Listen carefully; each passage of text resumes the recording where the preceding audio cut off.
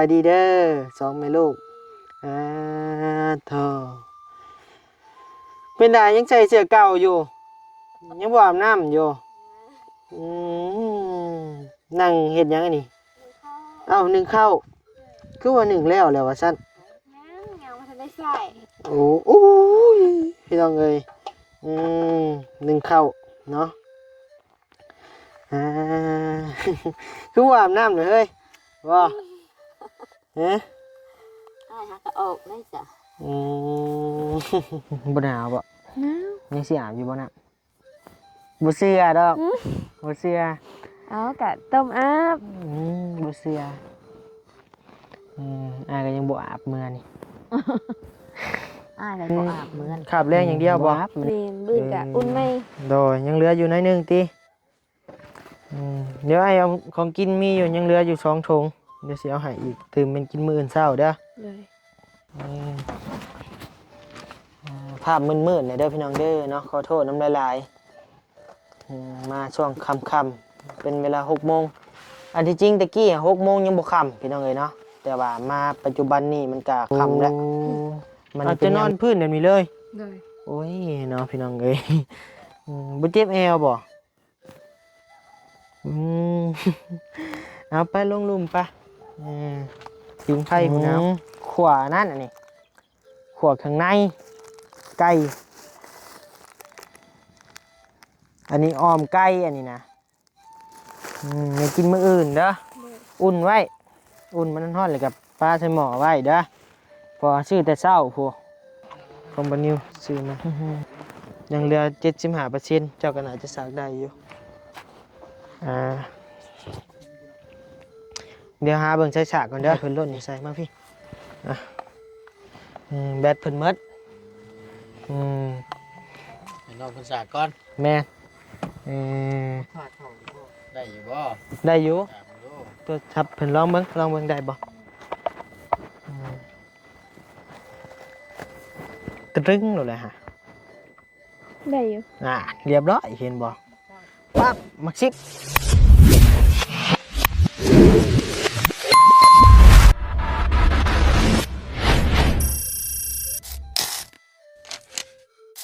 เอาพี่น้องเอ้ยเนาะกับทักทายสวัสดีพ่อแม่พี่น้องเด้อเนาะหมดทุกคู่ทุกคนพี่น้องเอ้ยเนาะกลับมาอีกรอบ2พี่น้องเอ้ยเนาะอยู่เฮือนอยู่ซ่านน้องน้อยเส้นเก่าเส้นเคยพี่น้องเอ้ยเนาะจีบมื้อเช้านี่บ่ติดมาจีบรอบค่ำอีกพี่น้องเอ้ยบาดนี้สวัสดีเด้อ2แม่ลูกเธอเป็นได้ยังใส่เสื้อเก่าอยู่ยังบ่อาบน้ำอยู่นั่งเฮ็ดยังไงนี่เอ้าหนึ่งเข้าคือว่าหนึ่งแล้วว่าซั่นยังไม่ทันได้ใส่โอ้ยพี่น้องเอ้ยหนึ่งเข้าเนาะคือว่าอาบน้ำเลยเฮ้ยว่าหักออกได้จ้ะ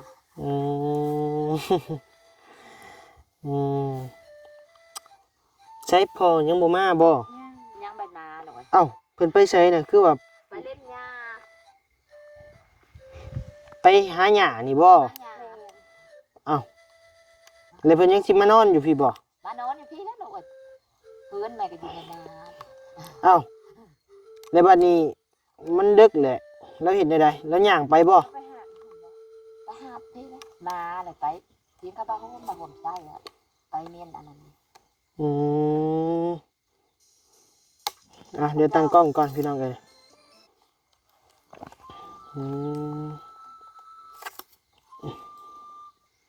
พี่น้องเอ้ยภาพบ่อยากแจ้งหรือว่าในใดก็ขอโทษขออภัยนะพี่น้องเอ้ยเนาะ มาฮอดดึกๆดื่นๆพี่น้องเอ้ยน้องเพิ่นก็ยังทันได้นอนน้ำก็ทันได้อาบเฮ็ดได้ซั่นน่ะเนาะเว้าในนี้แล้วยังบ่ได้อาบแท้เว้าหนาวฮะอะไรก็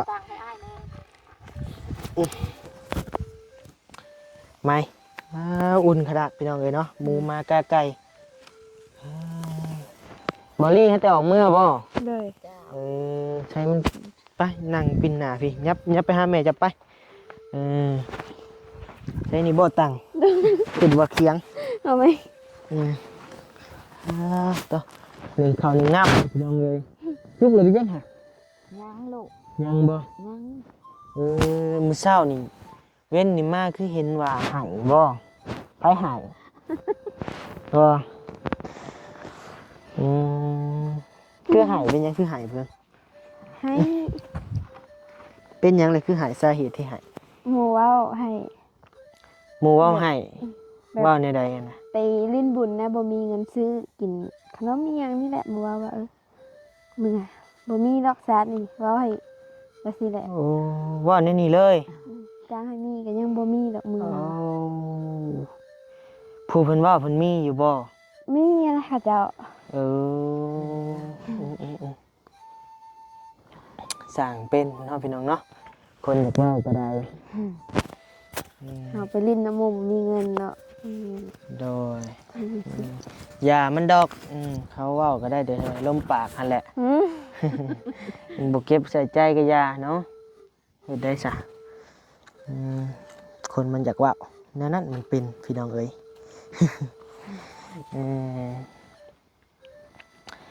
ให้นำกันมาสองแม่ลูกเลยเช้านี้ เจ้า แม่เห็นลูกให้แล้วก็ให้บ่ บ่เลย แม่ให้น้ำแบบอัน ทุกข์ยากบ่ อ้ายถามแบบ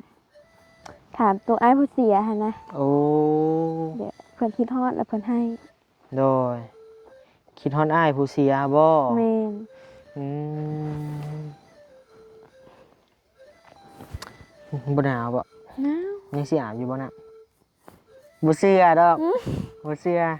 เอากะต้มอาบ บ่เชื่ออ้ายก็ยังบ่อาบมื้อนี่ อ้ายเลยบ่อาบเหมือน บ่อาบมันหนาว17องศาพุ หนาวแห้งอยู่เนาะลูก หนาวแห้งแม่เอ้ยเจ้าคือบ่ใส่เสื้อกันยาวแม่ เสื้อกันยาวแม่บ่มีแล้วลูกเอ้ย เอาบ่มีบ่ บ่มีแล้วลูกเอ้ย เอ้ย แม่ก็ผมแต่เสื้อกันสั้นนี่นะ พี่น้องเอ้ยเสื้อแขนยาวเบิ่งก่อนเบิ่งในรถมีบ่เอามาอยู่บ่บ่มีเอาเสื้อแขนยาวพุ บ่มีแล้วลูกเสื้อกันยาว เจ้าก็มีตัวเดียวนี่บ่ใครซื้อให้ ซื้อเอง ซื้อเองเฮ็ดได้จังมีเงินไปซื้อ ขายเครียดนี่แหละ ใครเครียดอีกแล้วม ขายเครียดได้กะไปซื้อ อืม พี่น้องเอ้ยเนาะยังบ่สุกติข้าวกะ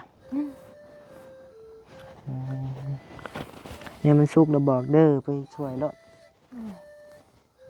พอก็ยังทันได้มาประมาณจักโมงเพิ่นมาซะ บ่ฮู้แม่ว่าไปเอง ไปเถียงเขาบ่ฮุกอันน่ะไปเถียงเขาพออีนี่ อืม ว่าลวงไปหาหมูน้ำเขาเลยว่าคนไปหาหมูคนเด้อว่ะ โดย เถียงนั่นแหละบ่เห็นหมูเทิกเลยว่ะ โดย เลยไปหาน้ำหมู บ่ บัตรโทรศัพท์จะแบตหมดได้เห็นอันใดไปสากอยู่ไส ฝากอยู่แบบไปให้กับเจ้าซากให้ อื มือลิ้นมือลิ้นแหละ โดยไปสากก็สากอยู่บ้านฮู้ แม่นเพราะว่าไปพากกับเจ้าเด้ให้กับเจ้ามือซากให้ อยู่เพื่อนกับเจ้าพุ่นแหละ โซลาร์เซลล์นี่บ่มีบ่ มันซากบ่ได้อันนี้อันน้อยเด้มันบ่แม่นอันใหญ่ เนี่ยมีตัวใหญ่ขายอยู่เนาะตัวเป็นขาย 3-4,000 บาทนะ มันเป็นแนวสากโทรศัพท์โดยเฉพาะเปิดดอกไฟโดยเฉพาะเลยพี่น้องเอ้ยมีแพงต่างหากซื้อหม้อไฟต่างหากอาจจะได้อยู่ตัวนะหนาวพี่น้องเอ้ยบ่มีลมแต่ว่าหนาวเย็นมาเยือบๆอยู่พี่น้องเอ้ยมากับคนกันกินไผ่นำกันเลยพี่น้องเอ้ย น้ำเบี้ยหมดแล้วเนาะ มีเงินติดโตวอยู่บ่เดียวมีเท่าใด มีอ้ายเอาให้นี่นี่ ไอ้ดีเอาหายบ่ นี่แล้วก็จักอ้ายหยังบ่ฮู้ ไอ้แก้ว อ้ายแก้วแล้วก็อ้ายหยังเมื่อกี้นี่แหม อันยาวหำเบ้อ บ่อ้ายยาวให้แต่เว้นนี่พุ่นกับอ้าย เท่านั้นแหละมา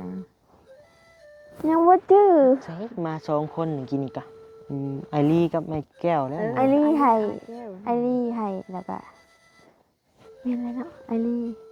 ไอรีตุ้ยๆหั่น แม่นไอ้คนนั้นละให้เมื่อกี้แล้ว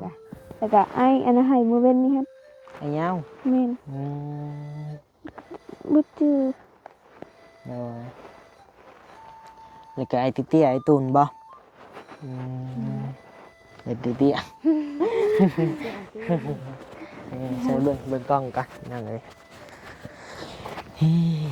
เห็นคักอยู่บ่ล่ะเบิ่ง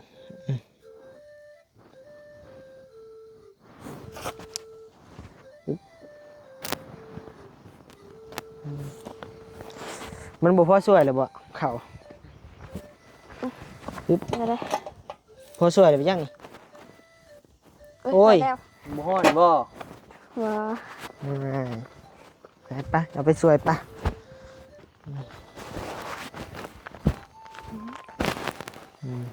นั่งเลยไม่ขี้ไก่ เอากับคนที่อันนี้เอาไปได้ เจ้ายังไปกินข้าวอยู่บ่ กินตัวไอ้เอามาให้แหละตัวไอ้เอาให้แหละกินอันนี้แหละ โดยเอาข้าวได้สกินอยู่ใช่เอาจะกินแล้วหรือยังบ่ได้กิน ยังบ่ได้กินแต่ว่าของกินต้องให้เอาให้หั่น แม่ โอ้ยฟังเลยงงพี่น้องเลยให้ฟังให้งงเทิงบ่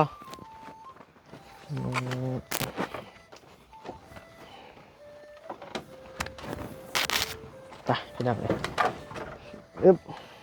ขึ้นเฮือนขึ้นซ่านเด้อไม่เท่าเด้อบ่ไหมติเ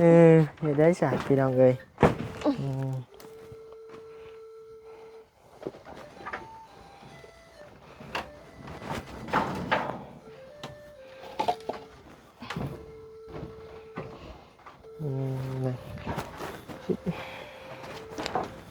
น้ำใส่ก็ไปตักเอามาอยู่แต่ห่วยพวก แม่น ประหยัดใส่เลยเนาะอย่ามันหมดระวังตกซ่านเฮือนได้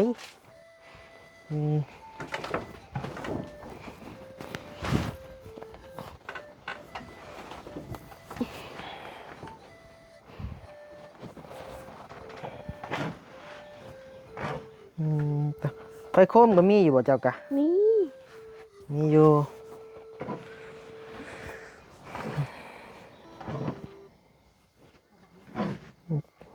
กินได้จังมื้ออั่นกินขาบแรงอย่างเดียวบ่ แม่นบื้อกะอุ่นไหม โดยยังเหลืออยู่หน้อยหนึงติเดี๋ยวไอ้เอาของกินมีอยู่ยังเหลืออยู่2ถุงเดี๋ยวสิเอาให้อีกถึงเป็นกินมื้ออื่นเช้าเด้อ เลย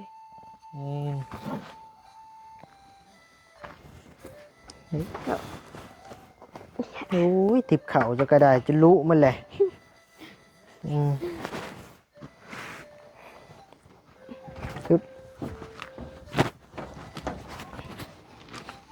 ภาพมืดๆเนี่ยเด้อพี่น้องเด้อเนาะขอโทษน้ำลายมาช่วงค่ำๆเป็นเวลา6 โมงอันที่จริงตะกี้6 โมงยังบ่ค่ำพี่น้องเลยเนาะแต่ว่ามาปัจจุบันนี้มันก็ค่ำแล้วมันเป็นยามหนาวพี่น้องเลยก็เลยว่าค่ำไว้เนี่ยเยี่ยมเรียบร้อยติบ่อยู่บ่นอนยังบ่ทันปูบ่ บ่มีอันปู เอ้าบ่ได้มีเสื้อบ่ บ่มีแต่ผ้าห่มนี่แหละนอน เอ้าจะนอนบ่ได้ใส่เสื้อบ่บัดเสื้อตัวนั้นได้ซะ ของแม่บ่ ขาดแล้วหนูกัดแล้วทางไหนนะ โอ้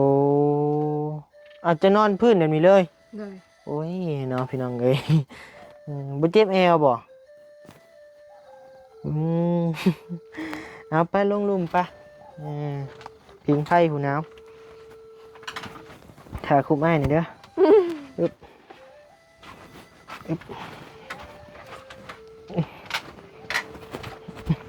เบิ่งไปเอาของกินให้ก่อนไปนั่งถ่าแล้วนั่งพุ่นละพิงไฟถ่าแล้ว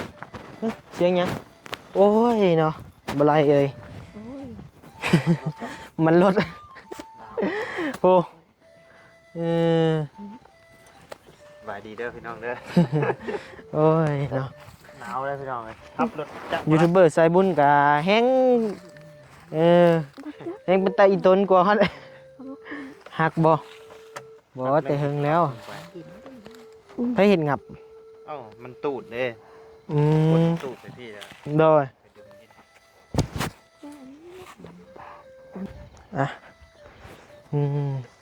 ไอของกินมาผัดมีอันยังเปิดเบิ่งดูค่ะมียังไง ยัง อึบ นี่ เบิ่งดูจักอีหยังเลยอ้ายก็จักซื้อ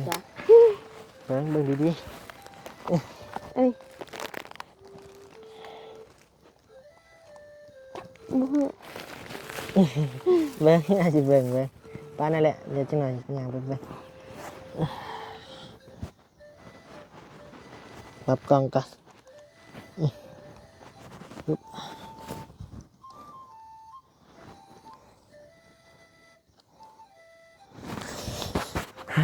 พี่น้องเอ้ยเบิ่งคนซื้อก็บ่ได้เบิ่งเลยนะขวานั่นอันนี้ขวาข้างในไก่อันนี้ออมไก่อันนี้นะไม่กินมื้ออื่นเด้ออุ่นไว้อุ่นมันร้อนเลยกับปลาใส่หม้อไว้เด้อพอซื้อแต่เช้าพู้มาหน่อยจักโตนี่ 3 ขอมาเลี้ยงดีกว่า บ่ได้ เอ้า มันเป็น ขี้แท้ มันได้แต่3ตัวนี่ ว่าหยอกพี่น้องเลยเนาะหายแท้กับบัวเอาเด้อมีมาตัวหนึ่งอยู่เฮือนอยู่เบิ่งเสือแหละบ่มีเสือนะบ่ได้ถือมาซะวันนี้ก็ยังเท่านี้พี่น้องเลยหนาวอยู่ไปจังหน่อยกลับเลยได้กลับป้านเลยได้ เลย สินอนจักโมงแต่มื้อนอนจักโมง 7-8 โมง ยัง 9 ฟมไม้มาเลยนี่ยังสิมื้ออาบน้ำอยู่บ่ยังสิไปอาบน้ำอยู่บ่เชื่อนะบ่เชื่อ อ้าวก็ สิไปอาบอยู่ห้วยพุ บ่ต้มอาบน้ำหาบมาเลยดิ โอ้บ่อาบมื้อหนึงสิเป็นหยังบ่อาบก็ยาหนาวไอ้ยังบ่อาบเนาะหาหมู่อาบเด้หาหมู่บ่อาบเดี๋ยวอยากนอนแหละจักโมงเลย6 โมงบ่6:45นอนเลยเพื่อสิฮอดเฮือนอีกข่อยก็ได้บ้านนี้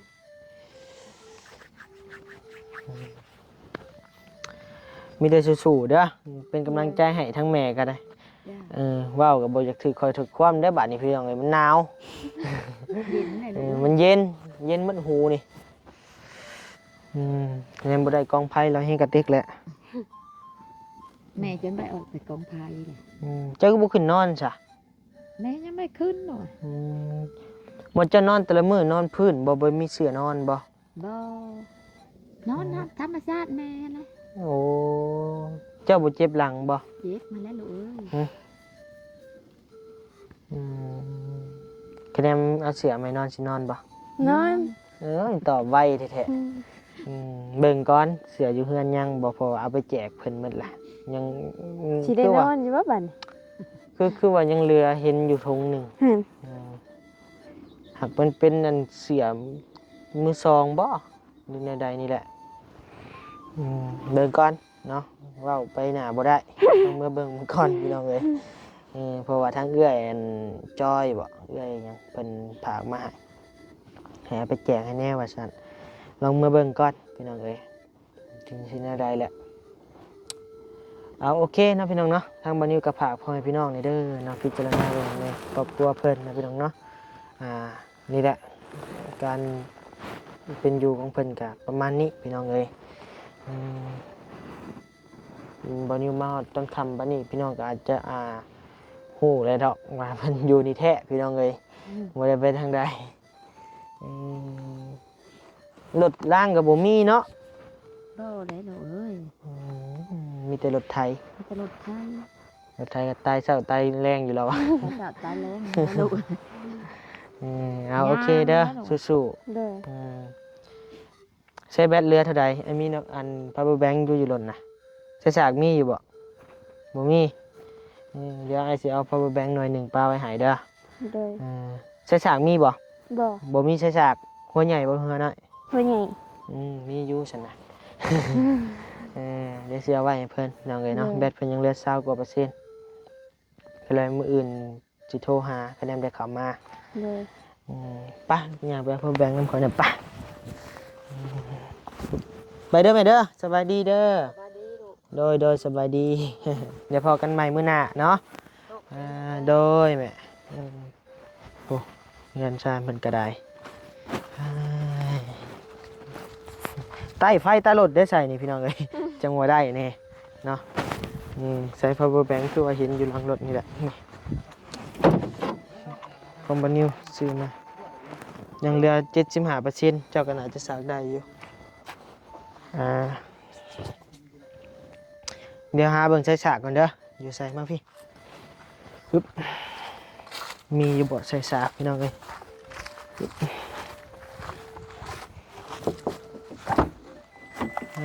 โตหนาวบ่ไอ้ เสียงเ เสียงเฮ็ดสวัสดีเด้อหนาวใกล้เนี่ยอยู่ในนี่แหละ โดย จังหวะนะ ใช่เบิ่งใส่ฉากเขาเนี่ยอยู่นี่หาใส่ฉากให้น้องก่อน อันนี้บ่ แม่นเอาตัวนี้ก็ได้เอาให้เพิ่นลดนี่แบตเพิ่นหมดให้น้องคนสากก่อน แม่นได้อยู่บ่ ได้อยู่ ถามดู ตัวทับเพิ่นลองเบิ่งได้บ่ตรึงเลยฮะ ได้อยู่ เรียบร้อยเห็นบ่ปั๊บมักซิบ ใช้ชนะพ่อบ่แม่นอยู่เลยบ่แม่น เอาเห็นจังได้จ้ะ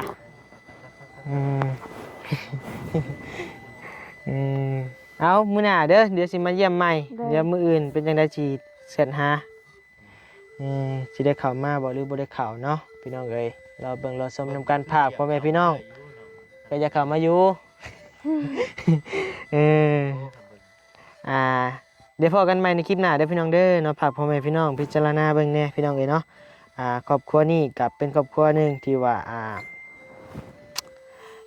น่าช่วยเหลืออยู่น้องเพิ่นก็คุยดีเว้าดีอยู่พี่น้องเอ้ยเนาะโดยเดี๋ยวพอกันใหม่สบายดีเด้อสบายดีป้าลุงเพิ่นแน่โดยเอาบ๊ายบาย เอาพี่น้องเอ้ยเนาะเดี๋ยวพอกันใหม่ในคลิปหน้าเด้อพี่น้องเด้อเนาะโดยบ๊ายบาย